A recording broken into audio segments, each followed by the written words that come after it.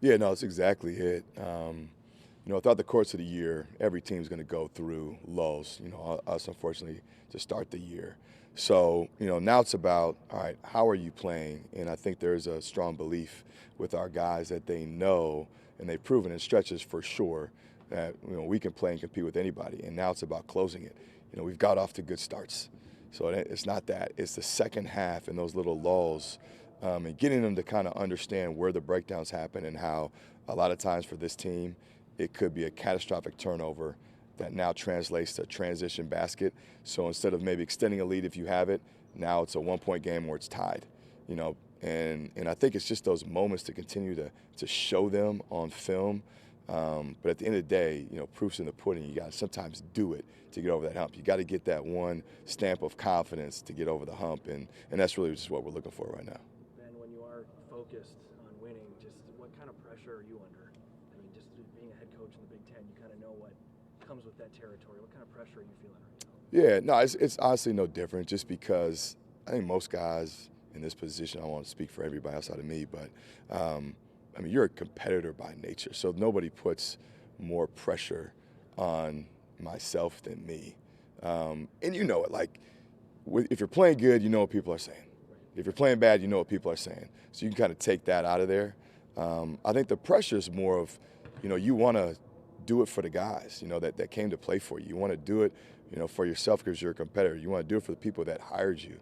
Do it for the fan base. But I think most coaches will say that we put enough pressure on ourselves just because you're competitive by nature, and you want the body of work to be a good reflection of like who you are and what you do, and are you capable of performing at a high level. And so outside of that, you don't really worry too much about it. And I obviously don't want our players to feel any outside pressure of just playing well and playing hard, playing together. And I think if they can kind of keep that singular focus, going back to your point about minimizing some of those distractions and really getting down to the meat of it, of like what we need to do to get over the hurdle. It just takes one. We were shooting free throws, bad in the beginning of the year. I just kept telling guys it takes, one to go in, and then everybody kind of builds confidence. Now we've had games where it's been over 80. It's the same thing with the win. You get that one win, and everybody says, okay, now we have something to fall back on. We can stamp it, and then you can snowball the other way. Where do you guys think you played your best basketball, whether it was 20 minutes or whatever amount of time in a game? I mean, Maryland, obviously, the first half, you guys, looked pretty well on both sides. Yeah, and I think, in the second half, we got to a 7-point lead there, too. Ohio State, obviously, I think our guys really, they still talk about it. I mean, they still know that was right there for the taking. I think the good thing about Maryland is I knew where this team stood and where they were, even after the second half at Wisconsin, and they proved that by performing the way they did at Maryland. And again, I think that helps with their belief, is like they know what we're capable of doing. They've played well for too long of stretches, home, away, so they know it's in there. And now it's that final step to get it over the hump. But that's the hardest thing to do. It's so hard to win, and it's what goes into that.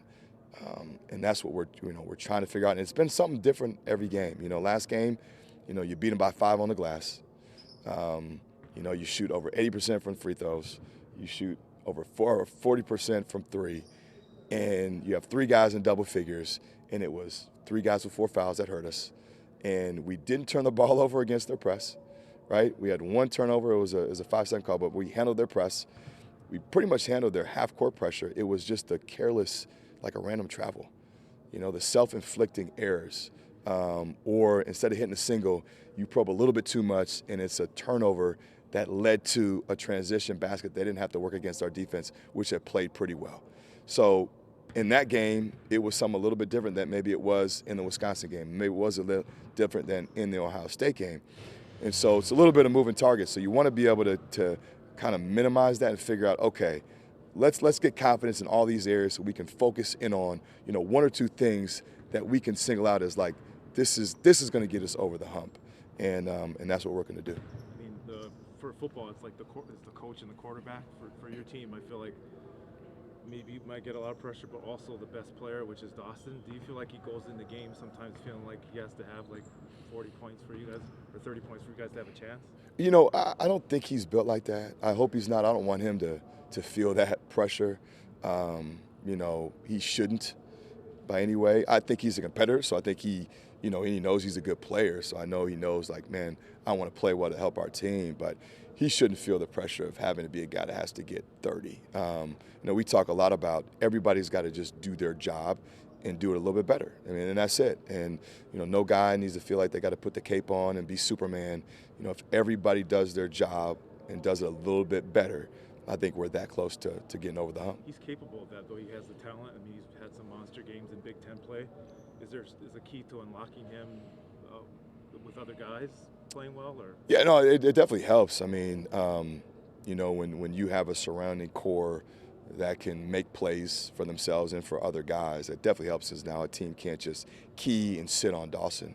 I think the most impressive thing that he's done is he's been so consistent every single game, whether it's single coverage, double coverage. I mean, he knows he's the point of emphasis on every single scouting report. And every game you look down and just the efficiency is where it needs to be and the production is where it needs to be. You know, somehow he's going to find a way to get 20 and 7, 20 and 8, 20 and 9. And that's the sign of a player that's really at his game. And that was something I know coming into the year he wanted to be just consistent where you can pencil him in for certain numbers. And so now those other guys and the help with us and our staff, you know, bring those other guys to now a place where, you know, if guys are playing well, that does it. It takes pressure off, and we've got the guys to do that. And again, I think you're seeing in spurts, you know, guys making those type of plays and having the confidence and gaining the confidence, and you know, hopefully tomorrow's a big step in that direction. With Michigan, they don't have maybe Derek Queen, who's going to be a lottery pick, but they have 2 7-footers that pose a lot of problems. Does it help having faced the front court like that going into this game? Or? Yeah, no, you're exactly right. We did talk about that. You're always trying to figure out, all right, coming from a game, how can this help us down the road? And I think that's one thing. You know, Maryland had true size with, you know, 2 guys, 6'10", 7 feet. And it's the same thing with Michigan. They're different type players, but you're going against 2 true 5 men, so to speak. You know, Wolf's, you know, agile 5. But, you know, Michigan hurts you because they score so easy. You know, you watch film on them and you just look up and they just find a way. It's like, man, they're at 80, they're at 85, they're at 90, and they do it every game. And so they have a lot of weapons, you know, 1 through 5. They can play fast, they can play in transition, they can play in the half court, they can play inside, they can play out. And it makes it difficult, you know, when you got that type of just offensive firepower. So we've got to make sure our defense is on our A game plan. Again, good to be back home after being away for 2 games. So hopefully the familiarity of just being here and knowing that, you know, we've played well in pockets, and now it's time to break through. Thanks, Coach. All right, appreciate it. No problem.